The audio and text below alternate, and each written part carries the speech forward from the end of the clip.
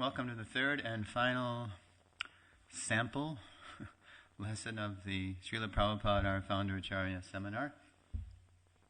I've selected 3 lessons from each of the 3 phases of the seminar. The first was the signature lesson of the seminar, Srila Prabhupada, our founder Acharya, which was deepening our awareness of Prabhupada's position.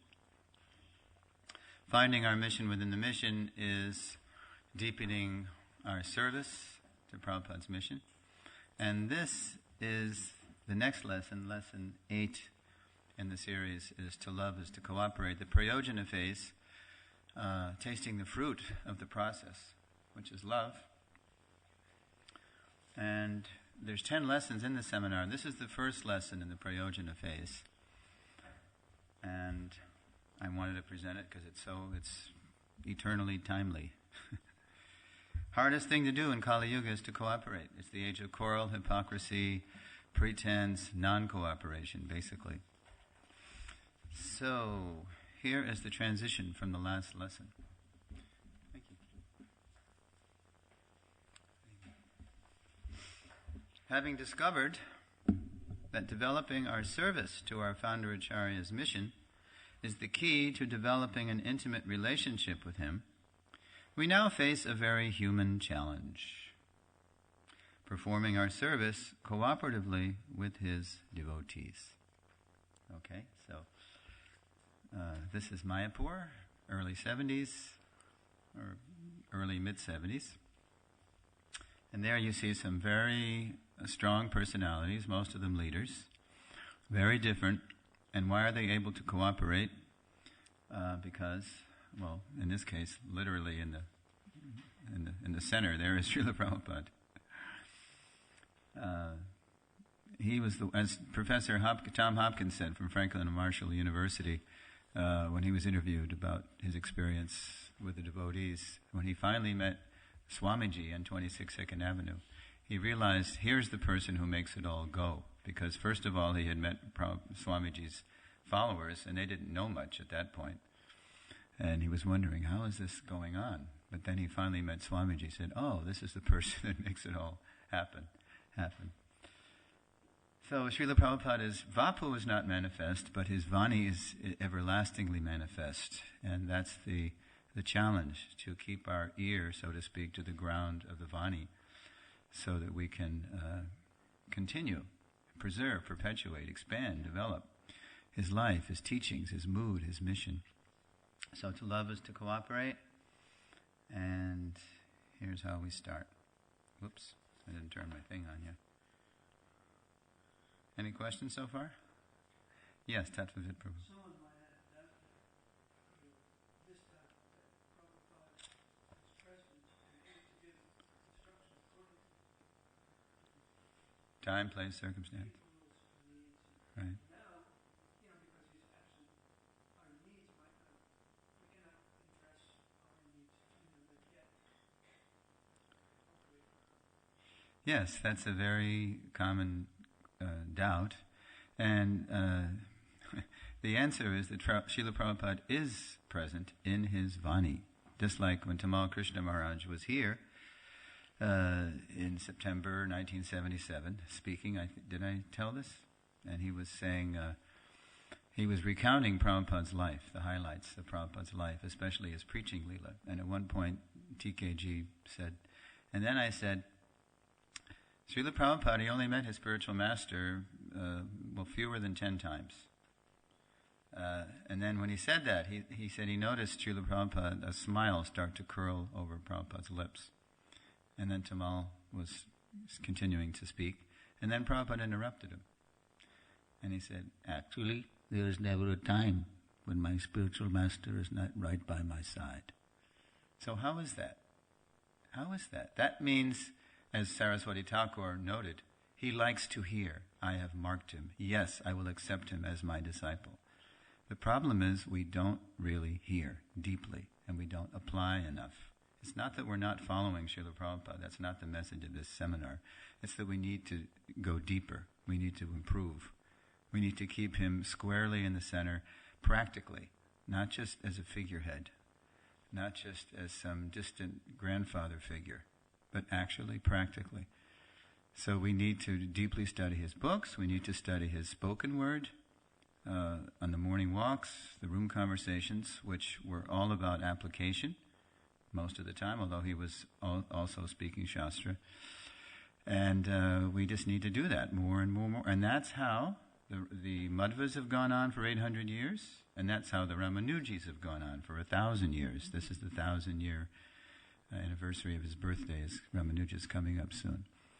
So, Sakale Neha Mahata Yogo Nashtak Parantapa. Krishna told Arjuna, I'm speaking this Gita to you because in due course of time, the message as it is has been lost. So that's always the danger.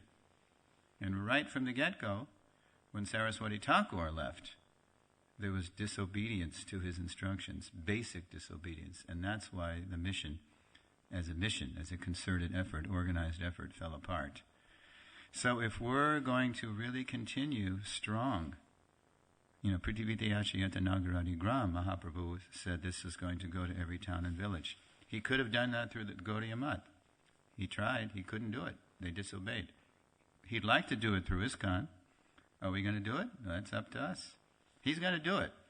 As Krishna told Arjuna, you just fight. They're already dead by my arrangement. Now you fight and take the credit. So we have a golden opportunity to do that. Mahaprabhu sent his Senapati Bhakta, his great military field commander, to capture everybody all over the world, every major continent, as we saw a couple of lessons ago. So Prabhupada is present if we avail ourselves of his Vani deeply, daily. What did Henry David Thoreau say that we quote on the back of the Gita? Daily I immerse my consciousness in the stupendous cosmogonal waters of the Bhagavad Gita, and it wasn't even as it is, beside which our modern literature seems puny and trivial. So daily, we really have to bathe ourselves deeply in Prabhupada's Vani, his everlastingly present Vani. So that is the answer. We just don't do it enough. And all the questions are there. All the answers are there. When we deeply immerse ourselves in the Vani, then we get to know how Prabhupada responds in different situations. He told us. He gave us everything, and he's not kidding. He did.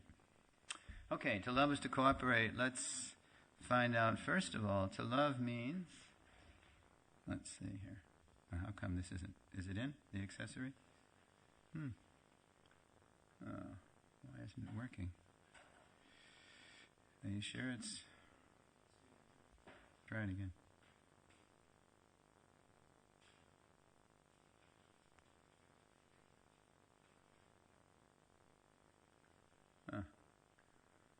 Many a slip twixt the remote and the lip. Okay, hey, you can do it. Okay, there we are again.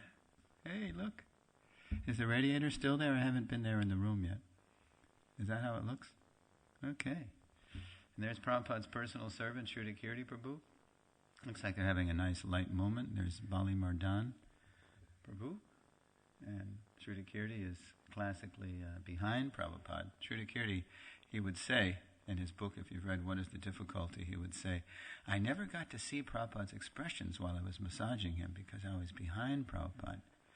It's like Bhishmadev. He was more fortunate in one sense than Arjuna because he saw Parthasarathi from the front. He could see the full, face and form, whereas Arjuna was at his back during the battlefield. Okay, so let's see. It's still not responding. It's funny. It's lit up. It's working here. Okay. So love is to serve. Okay, why don't you go back one, Prabhu, if you can. Yeah. Okay, to love is to, I'm going to set up that punchline with the background here. So the background is Shrita Kirti is Prabhupada's personal servant, and they've come into, I think, Los Angeles, with typically oceanic reception, the likes of which we could never do these days in airports because of the whole planet now being chased by its bad karma. Everybody's terrorized by their own karma. And so Shrita Kirti is setting up with Prabhupada in his quarters, and he feels bad. He feels very bad because here's another airport reception. The devotees are blissful, they're crying, they're falling down. And Shruti Kirti says, Srila Prabhupada, all of your disciples have so much love for you. It makes me feel so bad. I lack this intense love. When I'm dancing with you at the when I'm with you at the airport, I can see everyone dancing, chanting and crying. I have so much association with you, yet I don't feel this overwhelming love like they do.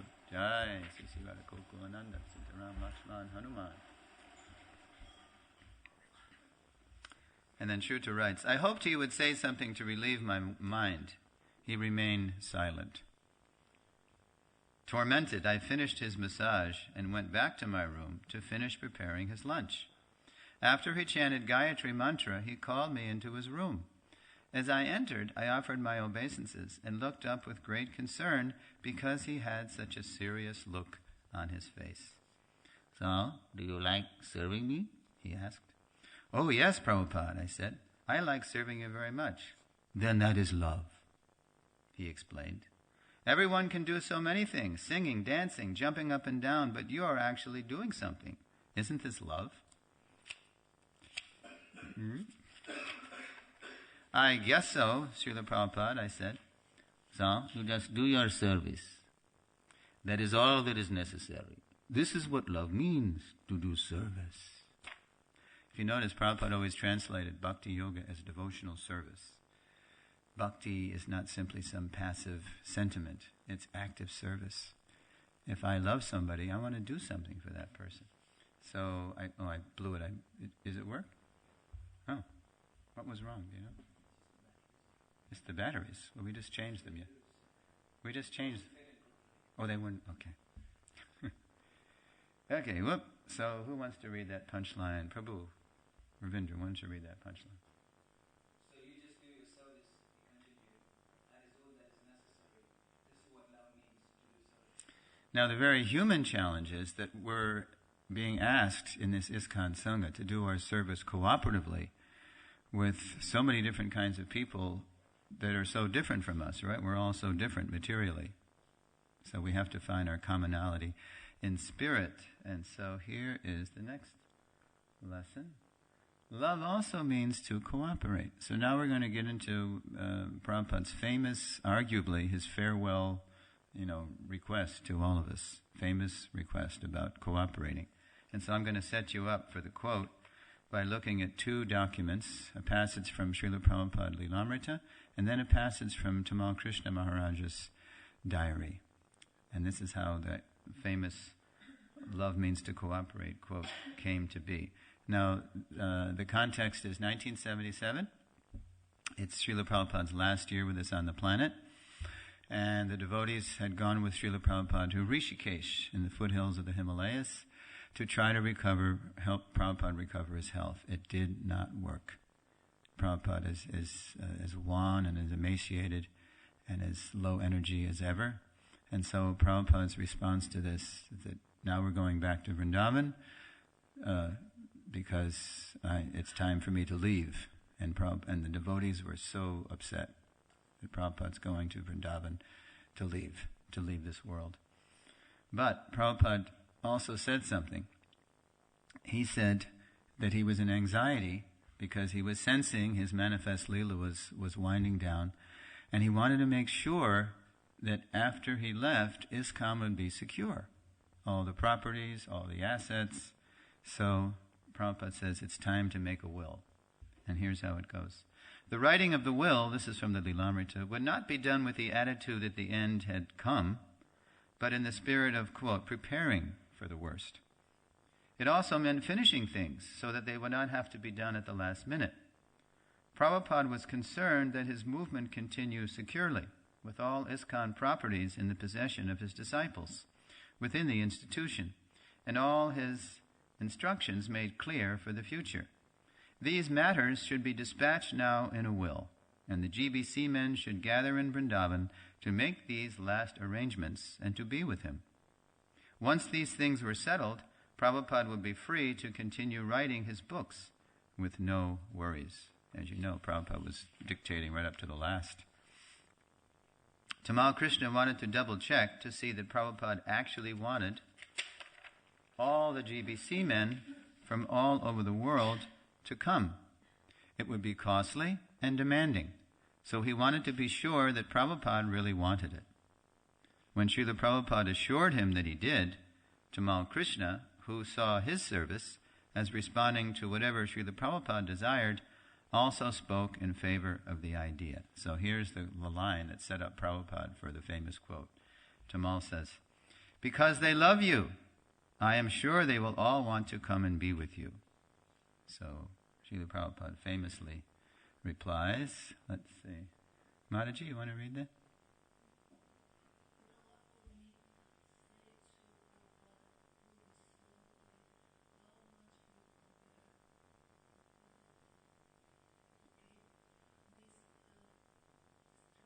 Institution.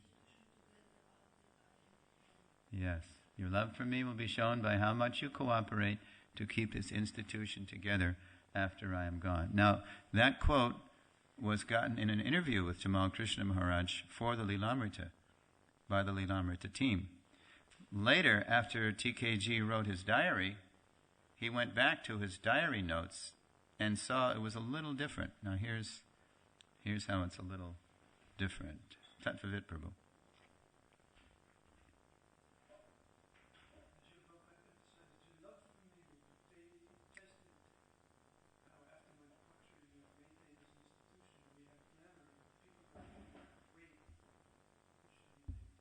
I just got an email last night that the people listening in can't hear you folks. So could you please get I forgot to mention this, could you please get a mic for the audience? Is there such a thing? Okay, either that or I'll just have to repeat it's going to be a little tedious, but I'll just do it in this case.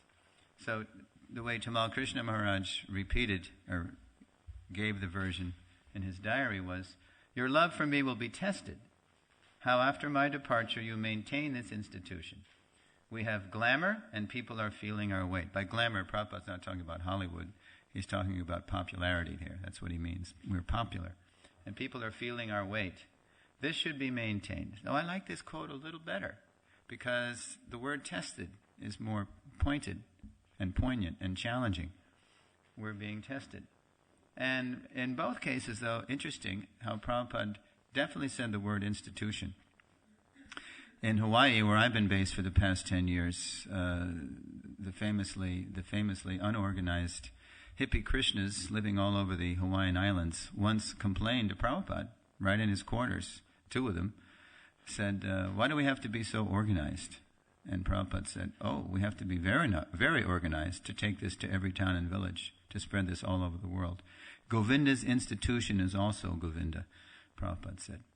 So that's no small challenge, to be organized, to have an institution, and yet keep the spirit of personalism and love and trust.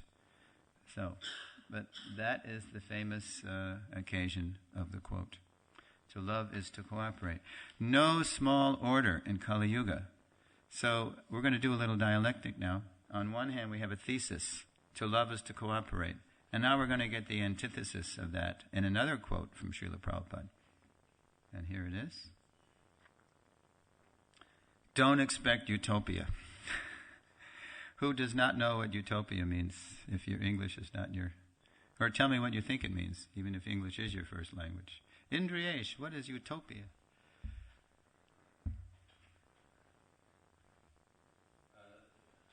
Utopia is sort of a fantasy world where everything goes nicely, there's no problem. Exactly. It comes from a Greek word, 2 words, topos.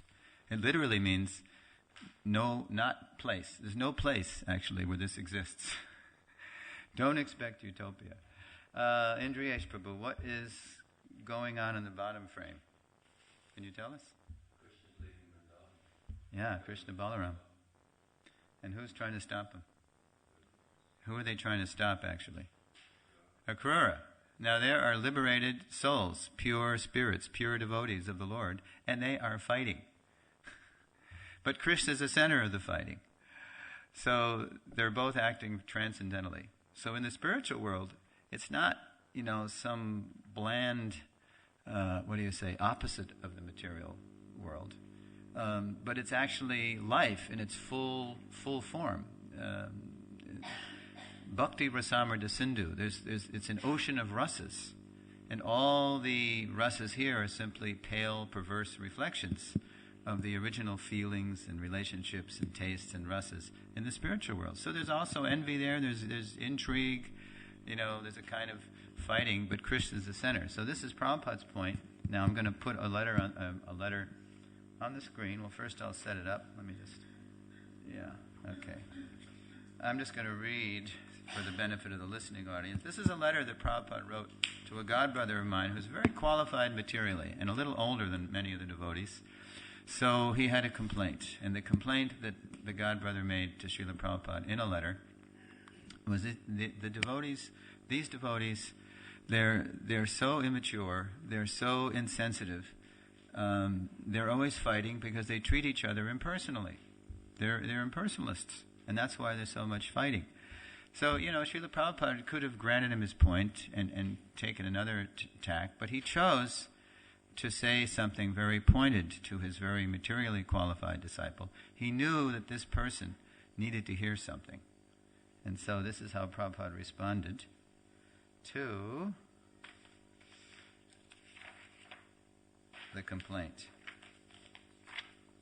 It is not so much that because there may be some faults in our godbrothers and godsisters, or because there may be some mismanagement or lack of cooperation, that this is due to being impersonalists.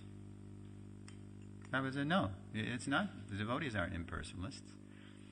This is not why they have their differences, because they're impersonalists.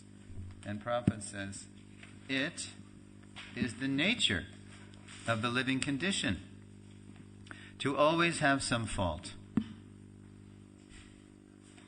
Listen to these lines. They're very surprising. It is the nature of the living condition to always have some fault. Even in the spiritual world, there is some fault and envy. And then the mind's thinking, what? What is Prabhupada saying? I want to go, I want to get out of here and go to the spiritual world. Don't tell me there's fault and envy there, Srila Prabhupada. Now here's what Prabhupada means. Sometimes the gopis will quarrel over Krishna's favor. And once Krishna was so much attracted to Radharani that by mistake he tried to milk a bull instead of a cow.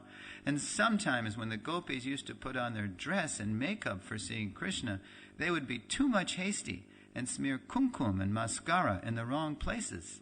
And their ornaments and dresses would appear as if small children had been trying to dress themselves. And they were not very expert like that. There are so many examples, but it is not the same as material fault or material envy. It is transcendental because it is all based on Krishna. Sometimes when one gopi would serve Krishna very nicely, the other would say, "Oh, she has done so nicely. Now let me do better for pleasing Krishna." That is envy, but it is transcendental without malice. So pure envy, the original envy, is when you're jealous that somebody pleased Krishna so nicely, but your response is not a destructive response. It's not that you want to tear down that person. It inspires you. Oh, I want to do better. I want to please Krishna more. The old transcendental competition. So it's an ever-increasing spiral of service. So there's envy, but it's pure. It's transcendental. Okay. So we shall not expect that anywhere there is any utopia. Rather, that is impersonalism. So again, Prabhupada, in that rhetorical jujitsu, he turns the words back on the complainer and says it's impersonal to expect utopia. Rather, that is impersonalism. People, now here's the quote. Let's see. Any Mataji's in the back? You're so far away. Can you see this screen? Okay. Mataji sitting down in the chair. Want to read this? Right.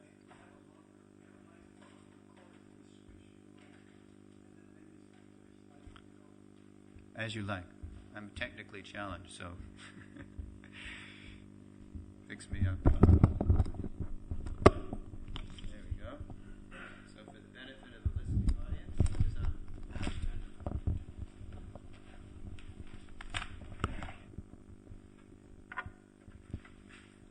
See it now? Hare Krishna. Good.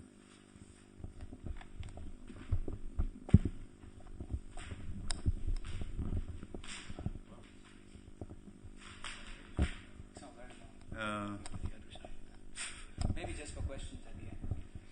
Well, the people in the audience cannot hear when I ask them to read. Now the ladies are left out again. Historically neglected, abandoned, abused, deprived, right? Right. Okay. But they're very tolerant and patient, so. Okay, Prabhuji, Indriyesh, you want to read?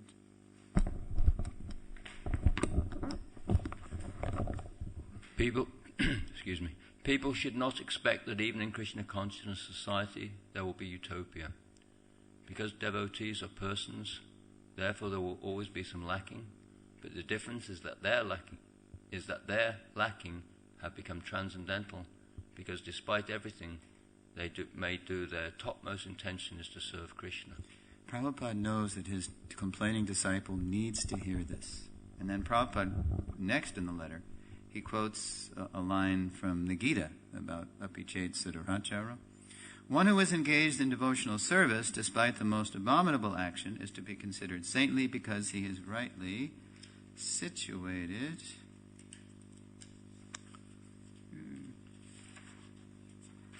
And then Prabhupada, here's how Prabhupada ends the letter. The devotees of Krishna are the most exalted persons on this planet. Better than kings. All of them, he's telling his disciple, and all of us. So we should always remember that, and like the bumblebee, always look for the nectar, or the best qualities of a person. This is Krishna. This is what he does with us. He's called Bhavagrahi Janardana. He looks for the best intent, even if we're so, clumsy and crude, and there's so many other anarthas surrounding the good intent. That's Krishna just takes the essence. So we have to be like that, because we're of him. That's how we are originally, but now we've become covered and dirtied and, like that. Not like the utopians. Now, Prabhupada again takes the word utopians, who are like the flies who always go to the open sores or find the faults in a person. And because they cannot find any utopia, or because they cannot find anyone without faults, they want to become void. Merge, nothing. They think that is utopia, to become void of personality. So if there is sometimes slight disagreements between devotees, it is not due to impersonalism, but it is because they are persons, and such disagreements should not be taken very seriously. The devotee is always pessimistic about the material world, but he is very optimistic about the spiritual life. So in this way, you should consider that anyone engaged in Krishna's service is always the best person. Perfect response by Srila Prabhupada. If you hear Prabhupada speaking in room conversations or morning walks, sometimes it seems that Prabhupada has not understood the question. And in fact, sometimes he doesn't hear it. But more often than not, the way Prabhupada is responding is he's responding not so much to the content of the question, but to the intent, the attitude with which the question is asked. The question behind the question, if you will. This is the expertise of our founder, Acharya. Okay, that was in 1972, that letter. Okay, so we have the thesis, if you love me, you're going to cooperate, antithesis, but don't expect utopia. Don't expect this is going to be easy. All right? And now, here's the synthesis in the dialectic. Famous line. Easier said than done, but it's what we have to do. Find unity in diversity. Now, I've chosen another letter to illustrate this. A year later, Prabhupada is writing to another disciple about the necessity of finding unity in diversity, which reflects actually the nature of reality.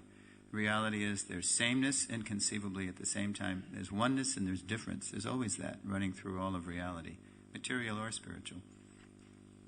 So, let's see if I can... All right, the materialist. So let me set this up. So Prabhupada writes, Material nature means dissension and disagreement, especially in this Kali Yuga. But for this Krishna consciousness movement, its success will depend on agreement. Well, what does that mean? Because we just read that there's, even in the spiritual world, there's disagreement. So here's what Prabhupada says. Even though there are varieties of engagements, so agreement in variety.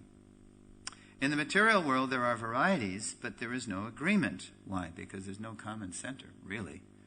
People pretend there is, whether it's the country or whatever cause, but deep down, people are just attached to their material differences. In the spiritual world, there are varieties, but there is agreement. That is the difference. The materialist, without being able to adjust the varieties and the disagreements, makes everything zero. They cannot come into agreement with varieties. But if we keep Krishna in the center, then there will be agreement in varieties. This is called unity in diversity. And now Prabhupada makes it a very practical proposal or a plea here. He says, I am therefore suggesting that all our men meet in Mayapur every year during the birth anniversary of Lord Chaitanya Mahaprabhu.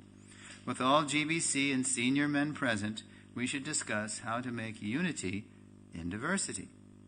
But if we fight on account of diversity, then it is simply the material platform. Let's see. Yeah, okay, I already did that. Yeah, okay. It is simply the material platform. Okay. So I already read it. Sorry about that. It is simply the material. Please try to maintain the philosophy of unity in diversity. That will make our movement successful. One section of men have already gone out. Prabhupada is now referring to some whole group of devotees just leaving out of frustration or anger or whatever. One section of men have already gone out. Therefore, we must be very careful to maintain unity in diversity. And remember the story in Aesop's fables. Prabhupada doesn't invoke Hitopadesh or Panchatantra. He invokes to his Western disciple Aesop's fables because he knows the devotee can relate to that. Of the father of many children with a bundle of sticks. When the father asked his children to break the bundle of sticks wrapped in a bag, none of them could do it. But when they removed the sticks from the bag and tried one by one, the sticks were easily broken. So this is the strength in unity. If we are bunched up, we can never be broken, but when divided, then we can become broken very easily. This is Maya's favorite tactic, divide and conquer. Okay, so that's the synthesis. Easier said than done. And one challenge we have to finding unity and diversity is the next, is what we talk about in the next slide. Principles and details. My, oh my. This is really what most of our disagreements in our ISKCON society is all about.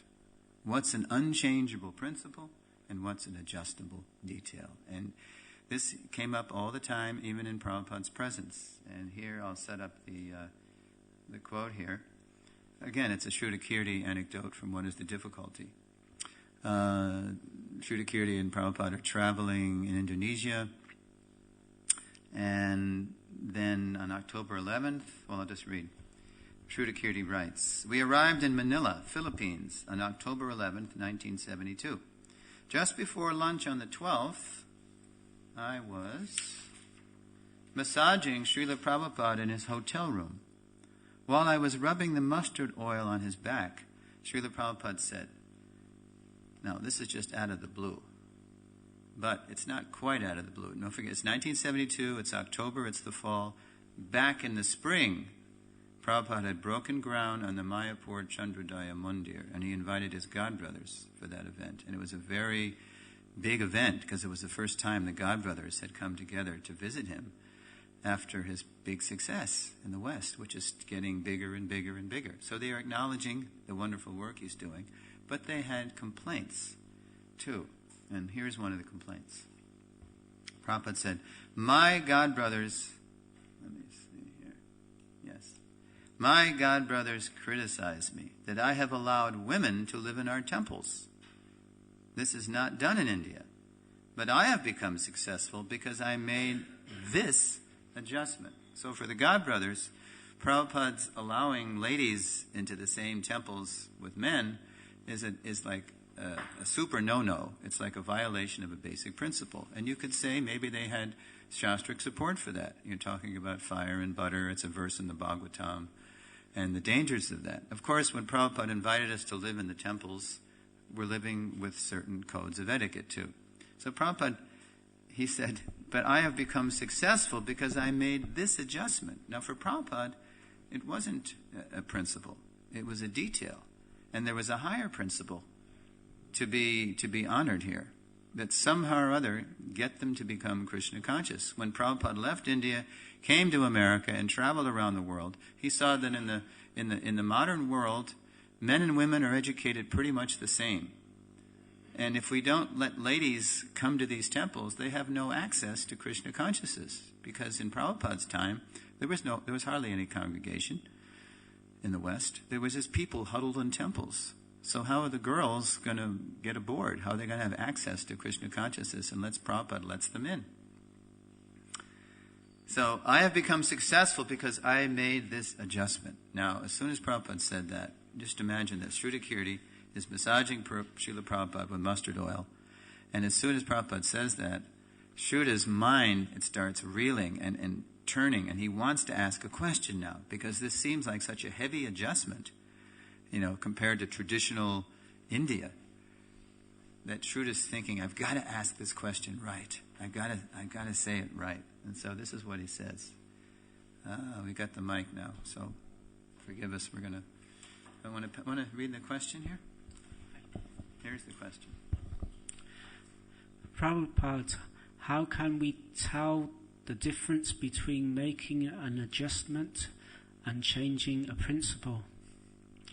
Prabhupada closed his eyes and I continued to rub his body. Finally, he opened his eyes and responded, that requires a little intelligence. That requires little intelligence. Prabhupada immediately, he didn't say it. He let Shruta he let the suspense build. And Prabhupada's, because his godbrothers even didn't understand what it took to spread Krishna consciousness all over the world. So he's saying a little intelligence, that's the understatement of the yuga for me. A little intelligence, and that's still very often what blocks us from finding our unity amid all our diversity. Right? You can't change this. And interestingly enough, there was another devotee in the room observing this exchange, and he wrote about it in another book he wrote. Have you heard of Borijan Prabhu? Sriman, one of our foremost educators in ISKCON. He wrote a nice book called My Glorious Master. So Borijan Prabhu was in the room, and so I'll set up the quote. He writes about it in My Glorious Master.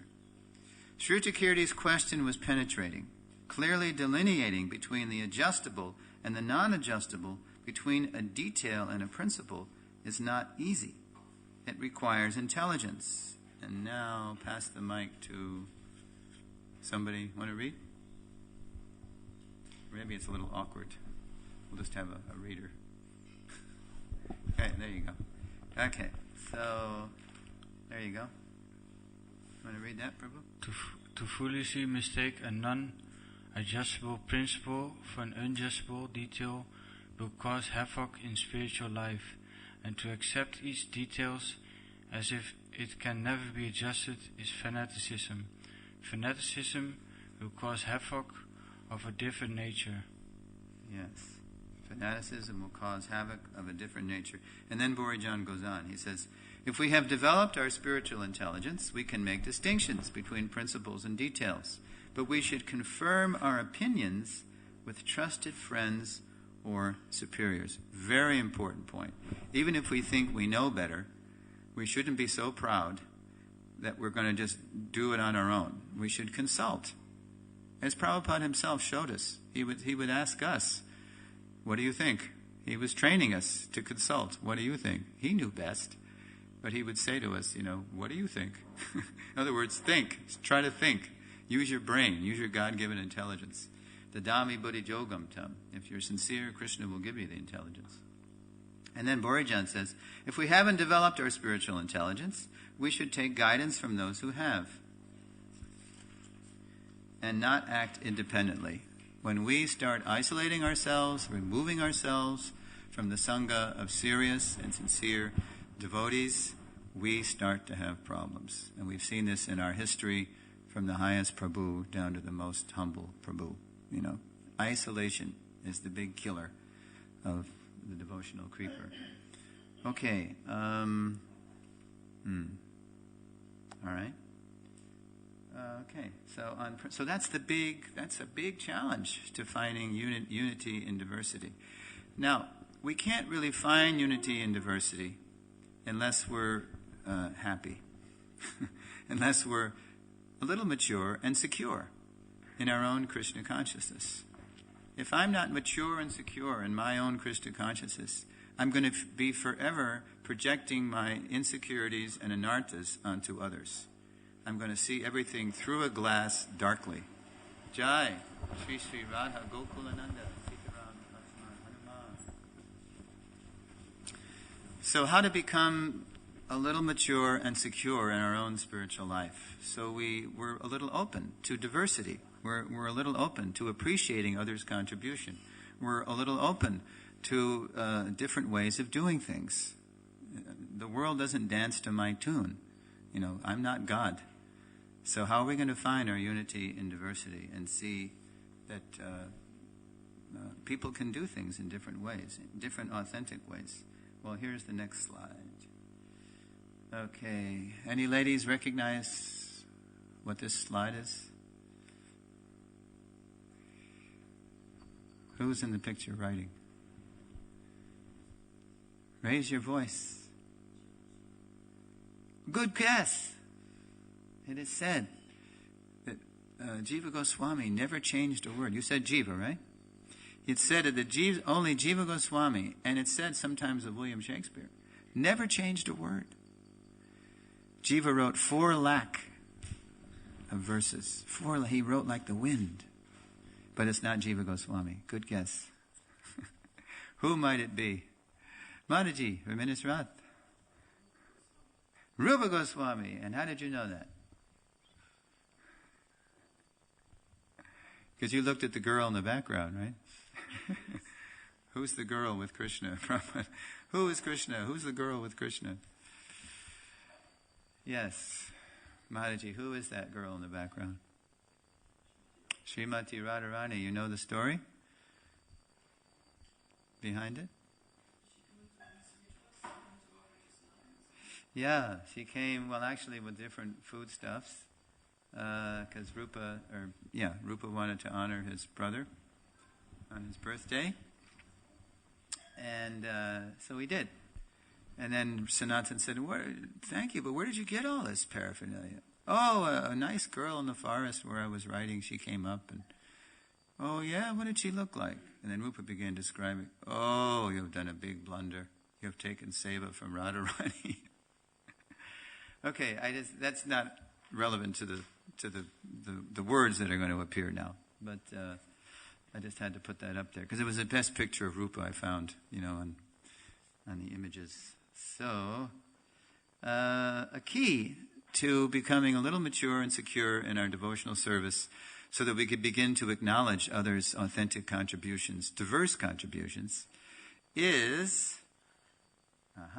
associate with like-minded devotees. We all have to find our people within the people. We have to find our mission within the mission. We have to find our community, our people who are similarly focused. Now, like-minded devotees doesn't mean buddies that I hang out with who reinforce my anarthas and my material desires, and just so we can just stay comfortably in our comfort zone and forever just hang out on the Sakama Bhakti, right? No. Rupa Goswami says, one must associate with like-minded Vaishnavas who are pure, more elevated, and realized. Now, what is that all about? Well, it's inevitable, we heard about finding our mission within the mission, that we're going to be attracted to serving Srila Prabhupada's mission in a certain way because of our nature, because of our own prarabdha karma, because of our history. And that's okay. Krishna says in the Gita, now here, how by following his qualities of work, every man can become perfect. Next verse, that's 1845, 1846. By worship of the Lord, who was the source of all beings and who was transcendental. Every person can attain perfection. So that's the beauty of bhakti, that we don't deny our tendencies toward work, but we can actually use them to serve Krishna. Okay, so it's inevitable that in Prabhupada's grand mission, we're going to be attracted. Some people are attracted to, let's read here. Yes, this is nicely written about in Srila Prabhupada Meditations, Volume 1, Chapter 3. Satsuru Maharaj wrote about this party spirit and how there's inevitable differences, but how to overcome those. Even, quote, even within the authorized ISKCON understanding and carrying out of the instructions, there are inevitable parties, right?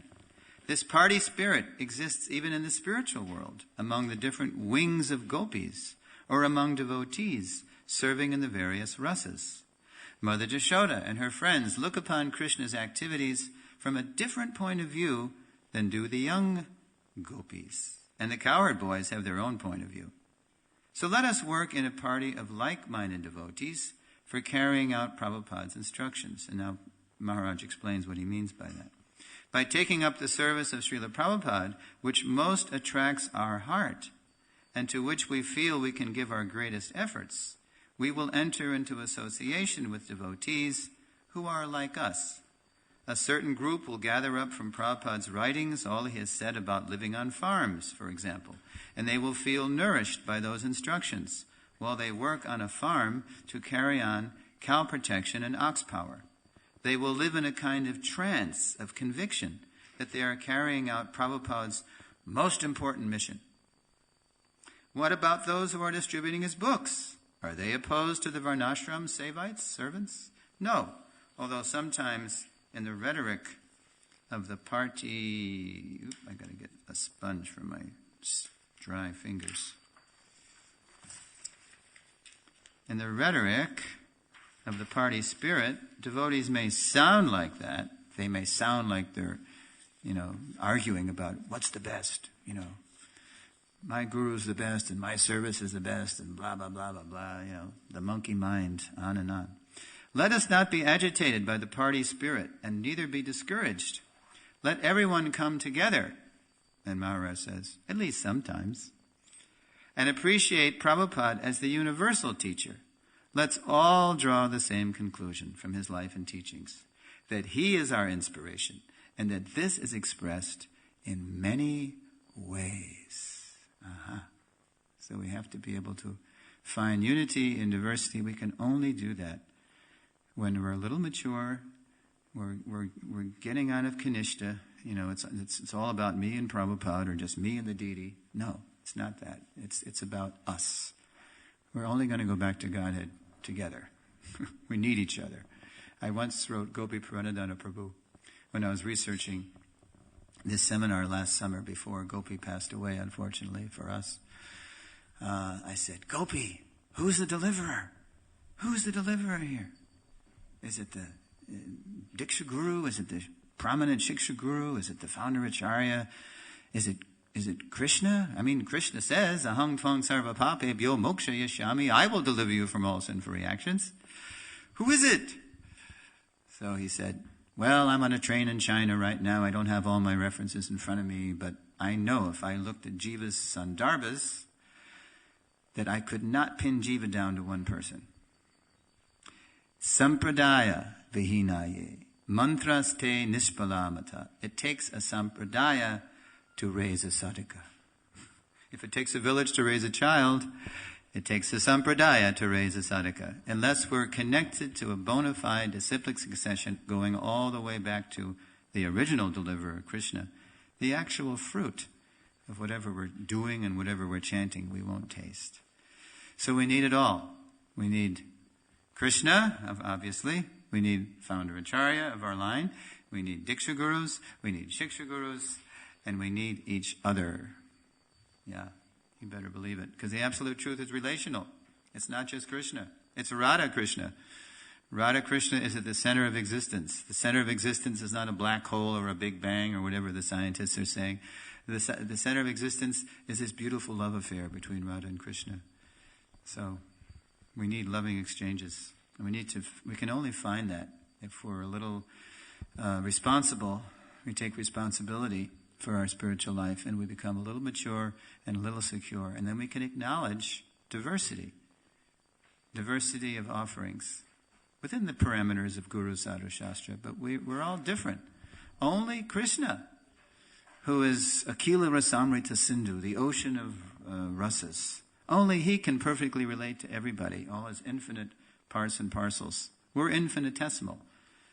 So it's not just in this material world that we sometimes say, oh, I can't relate to him. I can't relate to her. Of course, because we're tiny. We can only relate within a certain range. Krishna, only he can relate to everybody, even in the spiritual world. You know, look at that picture.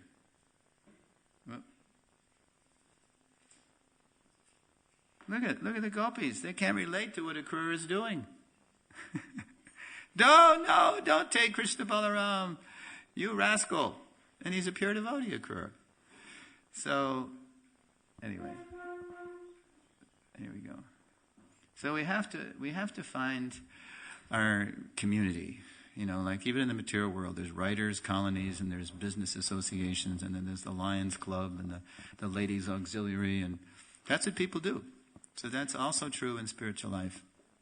We have to find devotees who are inspired as we're inspired to serve Prabhupada's mission in a certain way. And then we'll become fired up. And then if we're mature, we can appreciate other people's contributions. Right? Yes. Okay, so that's the lesson. That's an interest. Look at this. You see I see how I chose those pictures? They look a little shadowy, huh? Is that really Prabhupada? No, it's fictional Prabhupadas. That's another lesson in the lesson. Okay, I'm going to read what we looked at this morning, and then if you have any questions or comments, please raise your hand. And remember, there's no such thing as a foolish question. Love means to serve. Love also means to cooperate. Krishna consciousness is not utopia. How to find unity in diversity. The differences, and the challenge to that is the differences are differences over what's a principle and what's a detail. And finally, we looked at associating with like-minded devotees to serve our founder Acharya. And that's one of the panchangas. That's one of the 5 most important things, Rupa Goswami says. When he lists those 5, do you know the 5 most important angas? Prabhu, can you say them? Right. Right. Right. Right. Yes, very good. And what we forget is when we hear associating with devotees, how did Rupa spell it out? Associating with like-minded Vaishnavas who are pure, more elevated and realized. And after he said that, you know what he said? It's right in here. I'll just remember it. He says, I have said this before. He said it twice. But I say it again to reiterate its importance. So, a word to the wise. Okay. So that's what we did this morning. I heard a comment yesterday, because after I gave the session yesterday, I asked a devotee, I said, well, what do you think? I felt a little better about it yesterday because I felt like a little more comfortable. You know, when you come into a place, you don't know the people, and I felt a little stiff the first morning. I said, I felt pretty good about today, Prabhu. What did you think? He said, well, I liked it, but I heard something at breakfast. Somebody was saying, you know, I thought we were going to figure out the Varnashram thing. There was going to be now I'm just putting the words, but the paraphrase was like somebody was expecting a magic potion, a silver bullet, a quick fix. No, that's your That's your job. I'm simply giving Prabhupada's words, and now it's up to the devotees to discuss of how we're going to proceed with these words. And to be fair, also, I'm just giving a sample of the seminar. I didn't tell you the previous lesson, which was more about Varnashram, so you would have gotten more hints and more clues from Varnashram, clearing the confusion. That's lesson 6 in the seminar. Anyway, there's no quick fixes. Even if you have the whole seminar, then it's like yesterday, we were at the retreat center, the Christian retreat center, and I gave 3 lessons to the manor managers. And then they did a very nice thing. Then they reflected on the points that really struck them. And now hopefully they'll build on their realizations, and it'll help them manage. I hope. But I'm just the catalyst here. I'm just presenting Prabhupada, and it's up to every yatra to take Prabhupada's words and live them, translate them into policy, attitudes, improvement. Okay, any questions or comments? Prabhu, Chaitanya Jivan.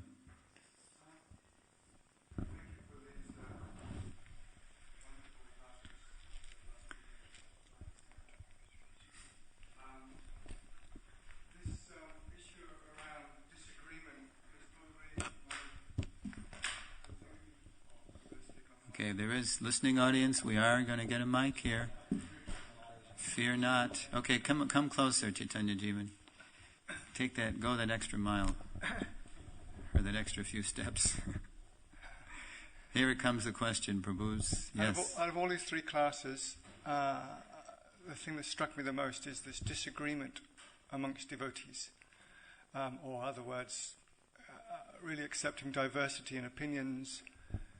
So, something that was very clear with the gopis and Krishna and Balaram, that's extreme pain. That's so intense. Their whole lives have been changed upside down. Yeah. I think you can sort of take it for granted, but I'm wondering, this idea of accepting each other and at the same time saying exactly what you feel, is this emotional, wider intelligence that devotees are supposed to have, where we can literally say things that could possibly jeopardize our whole position in, say, for instance, a temple or a place where you have to really shift and move. There seems to be what presented by that Leela there, that we're afraid to speak up our minds. We might be lynched, we might be ostracized by certain people's opinions. Look what Krishna and Balaram did to the gopis. I feel like I'm being set up. I don't live here. I don't know what's going on behind the scenes. Could you just defang that question and there are no fangs? For me, there is no fangs. It's Okay. clear that you're demonstrating that's how we live in the spiritual world, Yeah. where we can really upset each other. And it's very clear. So I'm just looking at it and thinking this, to take on board this wider emotional intelligence, that now it really spells it out that we really can be thrown from pillar to post in our devotional service, in ISKCON, or as a way of life, as something to get used to in the spiritual world. Yeah, because there's no utopia, right? Anywhere. So let me see if I can boil this down. How to be ourselves, how to be open and honest, and not get killed. Is that what you're...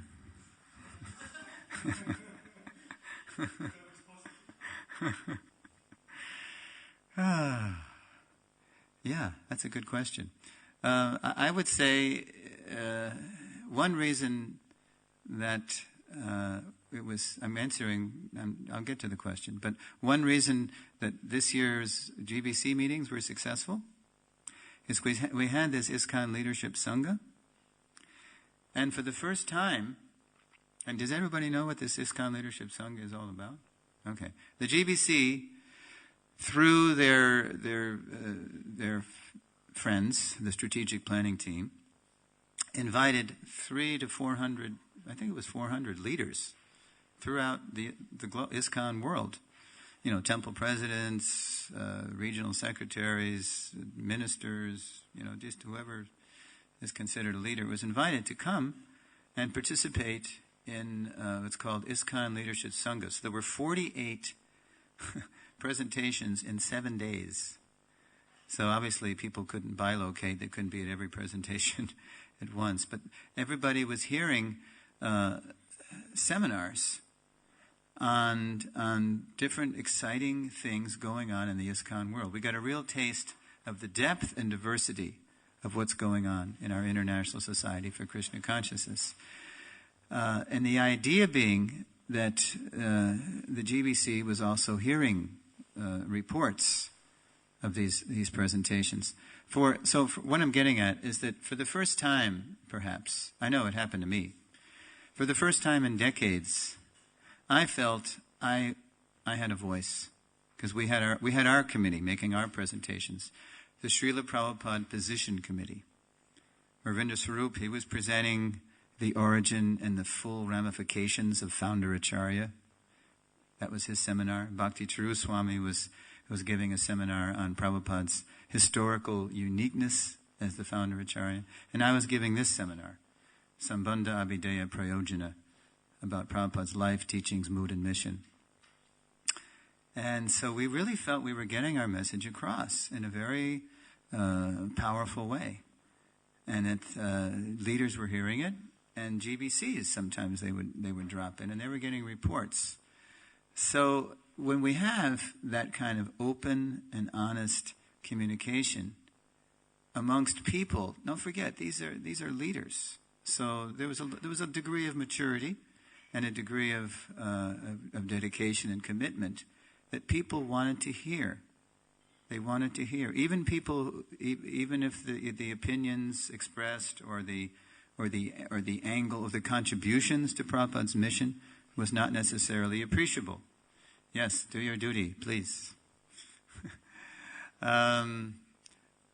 So it was a good glimpse of what can happen when people who are really committed to Prabhupada's mission and very diverse come together in a mood of open and honest communication.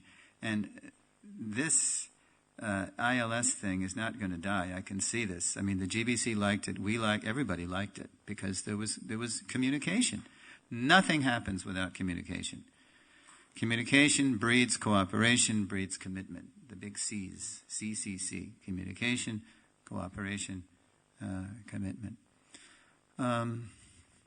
So it starts with chanting Hare Krishna and trusting Krishna. And then we have to find our like-minded devotees. We have to be able to, express ourselves. And if we can't, if there's too much a culture of fear, and then nothing happens, right? Nothing happens. It's like what is it? Sometimes Prabhupada would compare it to devotional service. He said you have to execute this as if in military discipline, as if. Because in the military, it's based on fear and hate, envy. The whole world's based on envy, basically. But in spiritual circles, we have to recover our love and trust. And that can only be done when it starts right here, with me. If I'm too afraid, then I'm blocking my own spiritual life. I have to trust. So you want to add something to that? It's interesting you say that about the military, because I watched a speaker talking about his position in the military, and that he said you couldn't afford not to love each other. You couldn't what? You couldn't afford not to love each other. Not to love each other. Because going over the front line, you needed, as a platoon, to know each other inside out, and any disagreements that day had to be sorted. Otherwise, you just set each other up to get shot. Yes, for the sake of the higher cause, you put aside your differences. That goes to a point. In my day, when I was a young man in the Vietnam War, very often people shot their superiors. Because if the superiors didn't know what they were doing and putting everybody in danger, they shot him, Anyway, yes, we have to have love and trust. And so there's an example of how there can be a certain degree of love and trust, even materially. There has to be to survive. So, no magic bullet, a silver bullet, no magic potion, but you have to find that. You have to start somewhere. It starts with open and honest communication. You'll notice the yatras that are thriving the most, I think we talked about this yesterday, is where the leaders, the managers, I was telling this to Shruti Dharma yesterday, I noticed that where the leaders, the managers, the GBCs, the temple presidents, however you're organized, they really get what Krishna says when he says to Arjuna, my dear Arjuna, one who says he's my devotee is not my devotee. But one who says he's a devotee of my devotee, he's my devotee. In other words, when devotees' needs are priority one in that yatra, then no worries, the trains will run on time. All the seva will be covered because devotees will flock to your yatra because they know that their needs, interests, concerns are going to be addressed. And they're going to be able to thrive in devotional service. They're going to be able to grow as they cross that Daiva Varnashram bridge, as they go through different phases of life. That's where the yatras are thriving the most. So, otherwise, we're just forever in our corners, hedging our bets. We don't trust. So, just to a certain extent, yes, the movement is still suffering from that. What creates the culture of fear? What are those components really that has created? For instance, I feel in a somewhat a culture of fear. First, the fear comes from the bodily concept of life. Asadgraha, as Prabhupada would say, because we've taken shelter of that which is external to us, foreign to us, which is always slipping through our fingers. And this body starts with this body. I am this body. It's a hopeless proposition. This body is slipping by. The energy I had to dance 30 years ago in ISKCON is not there anymore. I can't do it. Or you hear Prabhupada say in a tape. So, as a child, I like to jump. And I still like to jump, but I cannot jump. Still, Prabhupada jumped. He jumped right here. He jumped in London, but not the way we could. Anyway, so if we don't trust Krishna enough, and we don't trust spirit, we don't trust real life. Real life is love and trust. Real life is loving exchange. If we think it's some fantasy, if we think it's some impossible ideal, then we'll never make progress. So it starts with the individual. Like in the 1980s, when Ravindra Swarup Prabhu wrote his famous paper, ending the fratricidal war in 1985, when the zonal acarya era had wreaked its havoc on ISKCON, and we were realizing this is wrong. It's been imitative of Prabhupada's position. The movement's becoming very fragmented around Diksha gurus who are imitating Prabhupada's supreme position. He wrote a paper called "Ending the Fratricidal War," and he said, after he wrote the paper, maybe it was in the paper, he said, we realized, those of us who wanted reform in ISKCON, that if we're going to reform ISKCON, we have to be more reformed than the people we're trying to reform. Right? We have to be the change we want to see, as Gandhi famously said. So it starts with an individual. And even if there is resistance or persecution, or somebody takes away your Lakshmi, or your room, or if you're actually immersed in Prabhupada's life, teachings, mood, and mission, you won't be the loser. Did I tell you? I think maybe I told it yesterday I told somebody here of a decision a very heavy decision I had to make in 1975. How I ran away. Did I tell it in the class? Okay. I had to make this decision. I had to desert my temple on the eve of the 1975 Christmas Marathon in order to advance in devotional service. And I knew in my heart this is what I had to do. And sometimes that's what you have to do. But my gosh, here we are, 2012. It's not that we have to become Krishna conscious, not in spite of each other, but because of each other. We have to be organized so nicely that we're facilitating each other. Okay, so to love is to cooperate in devotional service. I think we better continue the discussion later. Anybody else have a question? Mataji, want to get the... Okay, listening audience, have no fear. Here comes the microphone. Sorry, it's not really a question, but I was just saying that when temple managers or leaders open themselves up to communicating more and new ideas, that requires them being open to changing the way things go on. And I'm just thinking that if people have been, temple managers for a long period of time, perhaps it's really hard for them to be open to things being done differently than the way they've always been done. Just a reflection, really. Sure. It's called inertia.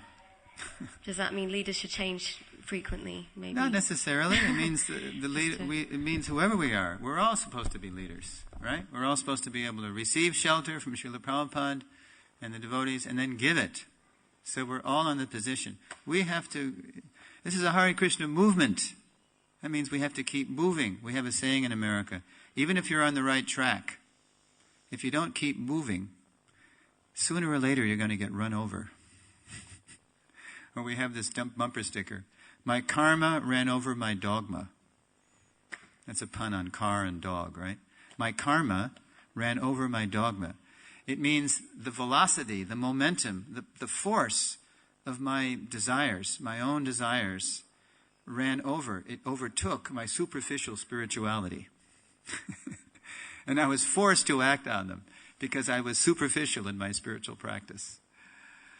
And this plays out all the time in people's lives. People backslide, people leave their path out of weak-heartedness because we don't go deep enough. We don't get a higher taste. So as regards management, Prabhupada said management follows preaching like a shadow. In other words, the real good manager, he's always inspiring people. Prabhupada's walking in a park. His disciple is with him, Acarya Rishi Prabhu, and Prabhupada turns to Acarya and said, why are these people lying down in this park? And so Acarya says, Prabhupada, they do not feel inspired. And Prabhupada says, well, you weren't inspired. In other words, you were just like them. You were also counterculture, hippies and drug-smoking, lazy people. And you weren't inspired. And so the devotees spontaneously said, Jai. Because Prabhupada inspired them. That's management. Management simply isn't policy, it's inspiration. Right? Okay.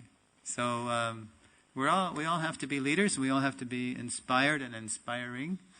It's not just people with titles and positions. So it all starts with the fountain, the spring, the wellspring of all inspiration. In our Sangha, that means the life, the teachings, the mood, and the mission of Srila Prabhupada. No magic bullets, folks. No magic potions.